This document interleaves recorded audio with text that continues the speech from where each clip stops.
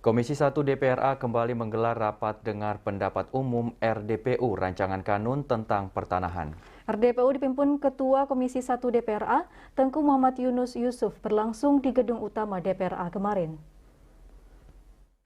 Rapat dengar pendapat umum diikuti oleh sejumlah kepala SKPA, Forum Imam Mukim, para geci, notaris, PPAT, LBH, dan juga LSM setempat.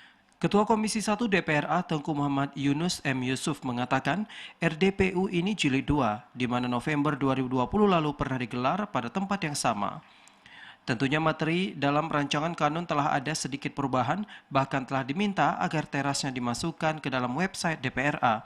Menurut Ketua Komisi 1, gagasan kanun yang mengatur bidang pertanahan sebenarnya ada sejak berlaku Undang-Undang Nomor 11 Tahun 2006 tentang Pemerintahan Aceh. Namun gagasan tersebut kemudian tenggelam dan baru menggema kembali setelah berlaku Undang-Undang Nomor 23 Tahun 2014 tentang Pemerintah Daerah. Dalam undang-undang ini secara eksplisit menyebutkan pelayanan pertanahan merupakan kewenangan pemerintah daerah provinsi, kabupaten, kota.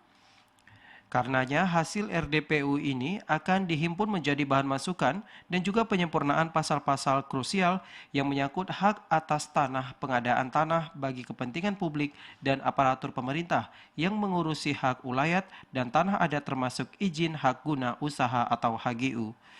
Tim Liputan TVRI melaporkan.